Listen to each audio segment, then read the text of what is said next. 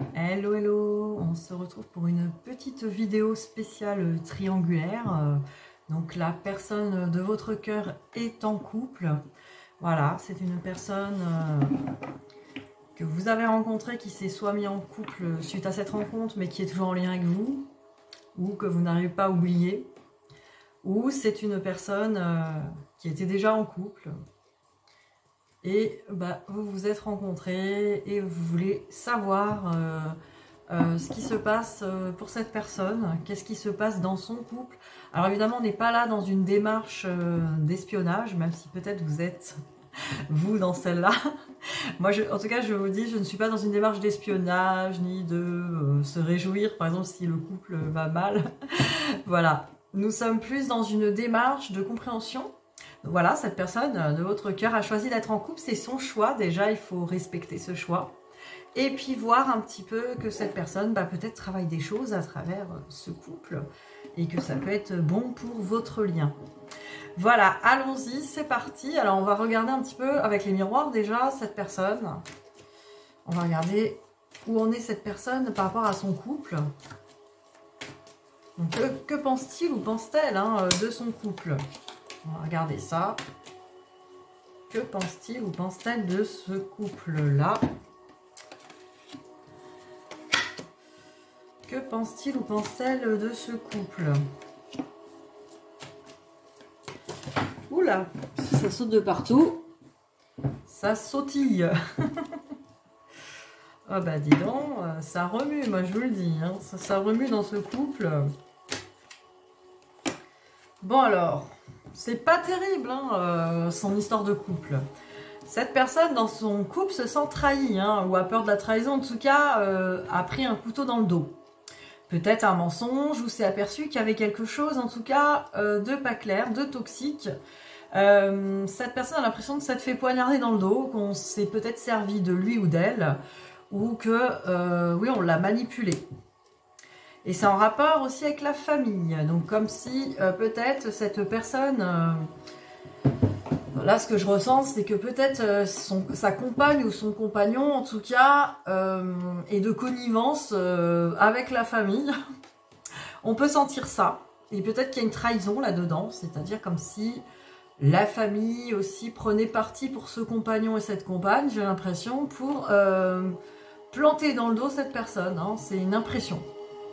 Alors voilà, c'est des idées qui viennent comme ça, mais j'ai l'impression vraiment que ça a un lien avec la famille. Ça a un lien aussi avec ses propres racines familiales, transgénérationnelles aussi, ça, cette personne. Comme si elle rejouait aussi une trahison familiale avec cette personne. Là, je ressens aussi ça. C'est-à-dire que peut-être qu'avec il s'est mis en couple avec cette personne pour travailler une trahison familiale. Quelque chose que cette personne porte, votre autre quoi, porte une trahison, quelque chose de familial à régler. Et avec ça, au sein de ce couple, cette personne va régler cette trahison. Donc peut-être en se faisant trahir aussi, ça correspond. On nous parle de compromis et de verdict. Donc voilà, cette personne, elle essaye de trouver un compromis là-dedans. Elle essaye, par rapport à son couple, de se délivrer aussi d'une certaine culpabilité. Peut-être que cette personne s'en veut d'avoir été dans ce couple où il ou elle a été trahi. Ou ça se passe mal aussi. En tout cas, on a la dernière carte, instabilité. Donc voilà, cette personne, qu'est-ce qu'elle pense? Que ce couple, il n'est pas terrible. C'est un peu un coup, je pense que ça va, ça passe, ça va pas. Donc c'est très instable. Alors, on va continuer. On va continuer. Que pense-t-il ou pense-t-elle de ce couple? Oh putain, j'ai tout qui est tombé là par contre. Donc là, je ramasse. J'en ai un petit paquet.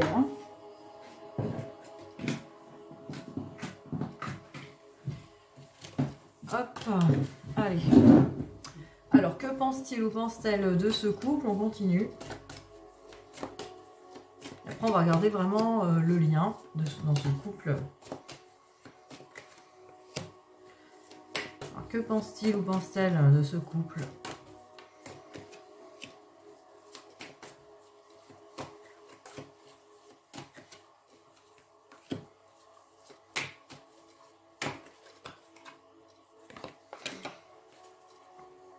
Alors, là, apparemment, vous apparaissez dans ce lien de couple. Donc, cette personne pense que dans ce couple, elle est en train de guérir. Alors, elle est en train de guérir certaines choses. Donc, alors soit cette personne en a conscience ou pas, mais en tout cas, cette personne est en train de guérir des choses à travers ce couple. Et là, j'ai aimant et consultant. Donc là, clairement, à travers son couple, ce qui va gêner cette personne, c'est son attirance pour vous. Son attirance pour vous qui est très envahissante. Donc en même temps, dans cette guérison-là, aussi, peut-être cette personne voudrait guérir aussi de cette attirance qu'il ou elle a pour vous.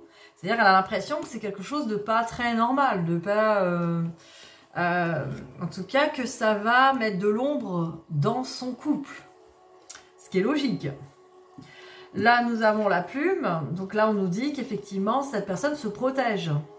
Elle se protège un maximum. C'est-à-dire que voilà, par rapport à vous, par rapport à son couple, elle essaie de trouver un équilibre, une protection. Maintenant, on me dit qu'il y a un déclic avec la porte, et c'est peut-être lié aux trahisons qu'on a vues avant. Cette personne, elle a quand même un déclic, elle a envie d'ouvrir une nouvelle porte, de sortir peut-être de cette relation. Donc il y a quand même une envie de s'évader là, hein, un déclic.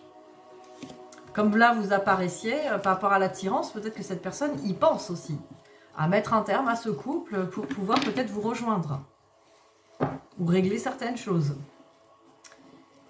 Alors, on va regarder ce lien, ce couple. Qu'est-ce qui se joue dans ce lien, ce couple? Que la personne de votre cœur est en couple. Et on va regarder dans ce couple, qu'est-ce qui se joue? Quel est ce lien? Qu'est-ce que cette personne fait dans ce couple? Quel est ce lien?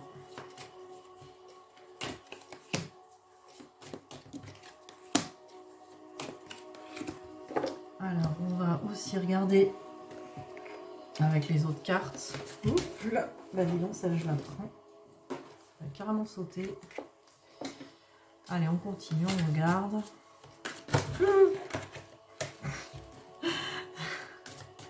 Ouais, ça saute, ça saute. 2.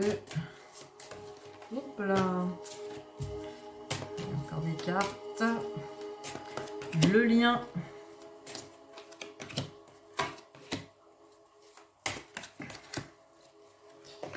Alors, on y va. Papillon et mensonge.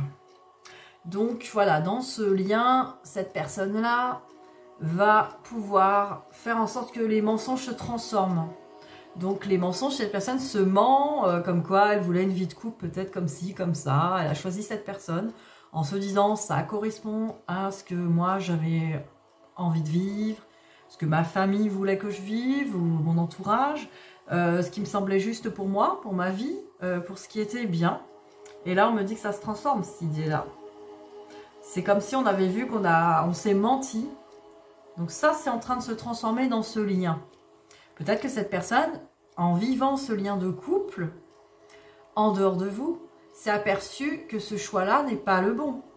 Que n'est pas le bon, pas dans le sens où la personne en face, elle n'est pas forcément mauvaise, mais c'est pas forcément ce qui rend heureuse cette personne qui est dans votre cœur. Voilà, cette relation de couple, c'est une relation qui est surtout de la tendresse, mais de dépendance affective. Donc en gros, c'est pas un lien d'amour, c'est un lien de dépendance. C'est-à-dire qu'on est dépendant, on est avec l'autre pour des raisons qui ne sont pas de l'amour. C'est de l'attachement. Alors, qu'est-ce qu'on me dit d'autre?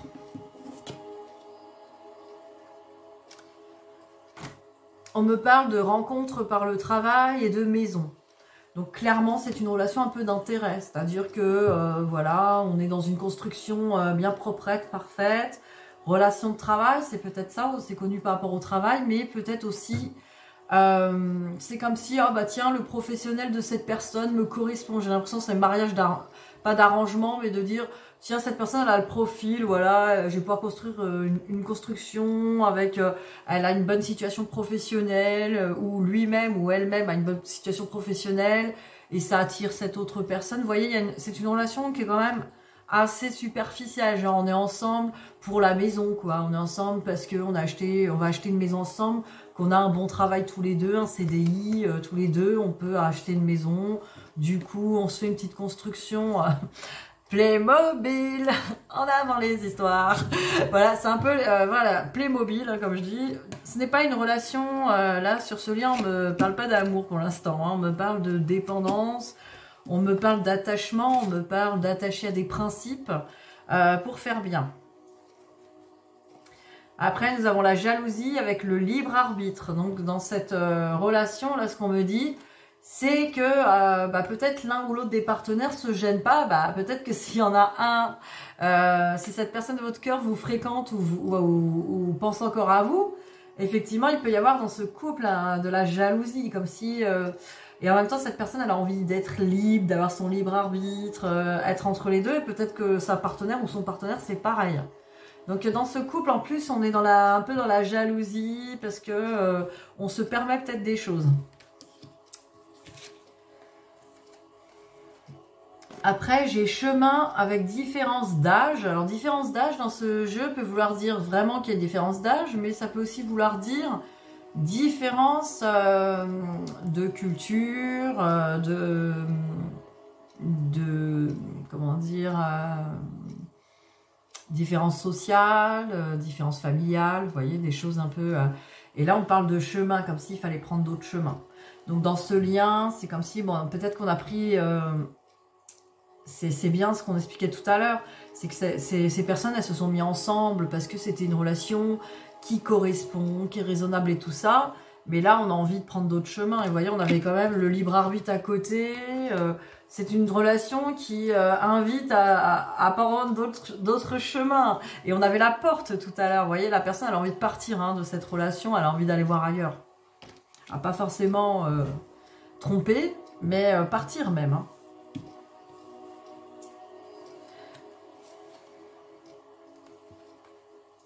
Alors là, c'est très intéressant parce que voilà, on a relation de flamme jumelle avec tes doutes, peurs ne sont pas fondés. Donc là, ce qu'on me dit, c'est que par rapport à... Peut-être que vous êtes dans un parcours flamme jumelle vous-même et cette personne, en fait, a été dans cette relation parce qu'elle doutait de votre lien. Peut-être qu'elle avait très peur ou... Elle avait vraiment des doutes. Et puis du coup, là, on nous dit, tes doutes, peurs ne sont pas fondés. En gros, cette personne, elle s'aperçoit là que peut-être elle s'est trompée, quoi. Elle s'est trompée. Elle a été dans une relation extérieure pour se sécuriser un peu, pour dire non, non, non, cette relation flamme jumelle, elle est dangereuse, elle ne correspond pas à ce que je devais vivre sur Terre, ce qui était prévu. Et du coup, j'ai vite été dans une relation de couple qui me correspond, mais au final... je ne suis pas heureuse. Vous voyez? Donc c'est très intéressant ces cartes-là. Donc voilà, vous voyez, c'est très parlant. Alors, qu'est-ce qu'on pourrait regarder d'autre? On va faire encore les curieux. Hop. On va peut-être regarder... Parce que cette personne est venue travailler au sein de ce couple-là. Enfin là, apparemment, elle est venue quand même travailler que ses croyances, ses limitations, du coup, ne la rendaient peut-être pas heureuse. Ce qui est intéressant à voir. Alors, cette personne, qu'est-ce qu'elle est venue travailler dans ce couple?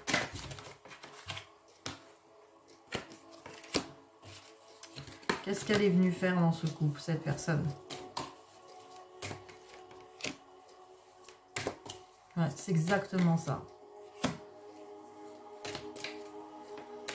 Franchement, c'est vraiment du sens, ça a vraiment du sens. Je peux vous le dire, cette personne, elle est en couple, on le sait, quoi, pourquoi. Alors, la renaissance. Dépouillez-vous de ce qui vous gêne pour renaître à vous-même. Donc là, clairement, cette personne, elle est venue faire quoi dans ce couple? Elle est venue vivre ce qu'elle croyait être juste parce qu'elle ne se connaissait pas, cette personne. Elle ne se connaissait pas, elle ne s'aimait pas assez. Cette personne a laissé les autres décider pour elle. A laissé ses croyances, les « il faut »,« je dois »,« il faut », c'est mieux pour moi que j'aille dans cette relation de couple. Cette personne est venue se dépouiller dans cette relation de couple, se dépouiller de ses croyances, se dépouiller de tous ses obligations qui ne sont pas alignées avec vraiment ce que cette personne aime vraiment dans la vie, veut vraiment. Même sans penser à vous, cette personne n'a pas écouté son cœur, n'a pas écouté, elle aurait même dû rester seule, plutôt que d'être mal accompagnée.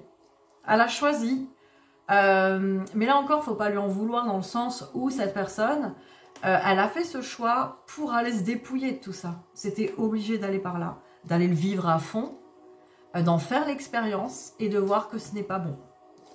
Et là, regardez, au pied du mur, l'angoisse. Au pied du mur, les épreuves vous semblent difficiles à surmonter. Et bien, cette personne, elle a été au pied du mur. Il fallait qu'elle soit au pied du mur. Il fallait qu'elle vive cette expérience dans le sens le plus négatif qui soit. Qu'elle aille au bout, voir que c'était pas ça. Là, on me parle de bon génie. On me dit, le bon génie exauce vos souhaits en phase avec vos vrais désirs. Donc cette personne, elle est venue dans ce couple aussi déterminer ce qu'elle veut vraiment, ce qu'elle désire vraiment. Comme je vous l'ai dit avant, cette personne ne se connaissait pas. Elle ressentait avec vous quelque chose de fort, mais elle ne se connaissait pas. Elle pensait qu'effectivement, il fallait faire ce qui était prévu, le plan, sans penser à son ressenti. Et là, elle doit redéterminer ce qu'elle veut vraiment, ce qu'elle désire vraiment, ses besoins, et qu'elle puisse demander au bon génie de réaliser ses vœux, c'est-à-dire elle-même, hein, son âme. Donc aller se réaliser dans ce qu'il ou elle veut vraiment. Et là on nous parle de Mercure, on nous dit le Dieu messager vous initie à l'éveil intérieur pour raviver vos trésors. Vous voyez, cette personne reçoit de l'univers de toute manière les vrais messages et reçoit aussi la perception de lui ou d'elle. Donc apprend à se connaître.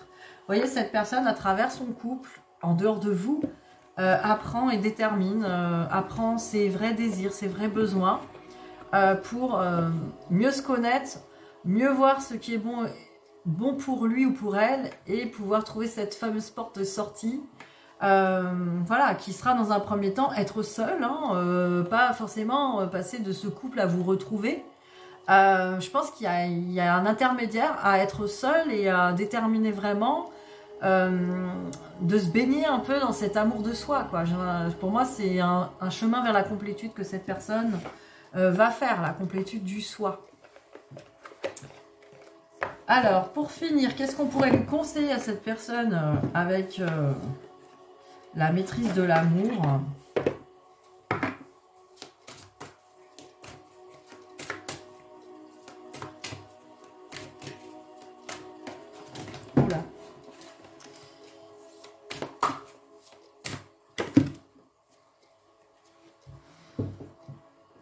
L'amour ne comprend ni obligation ni attente. Vous voyez, cette personne allait dans des amours où il y avait des obligations. On attendait des choses d'elle et elle attendait des choses de l'amour du couple. Vous voyez, c'était des obligations. Un amour sans amour. Alors, quand vous aimez, quoi que vous fassiez, c'est toujours parce que vous voulez le faire. Cela en devient un plaisir. C'est comme un jeu et vous y prenez goût. Quand vous aimez, vous n'attendez rien de particulier. Quoi qu'il arrive, ça vous va. Et pratiquement plus rien ne vous déçoit. Donc voilà, cette personne, on lui conseille finalement de se laisser aller à l'amour et de ne rien attendre d'une relation de couple. Il n'y a pas une relation de couple, c'est pas quelque chose de formaté, c'est pas quelque chose qui qui s'enferme. C'est justement quand on est dans un véritable amour. On n'attend rien, on laisse vivre les choses, on laisse les choses se faire, on est vraiment dans le ressenti et l'intuitivité au moment présent. Voilà ce qu'on pourrait dire. Donc, je vous souhaite une bonne fin de journée et puis je vous dis à très vite. Bisous, bisous.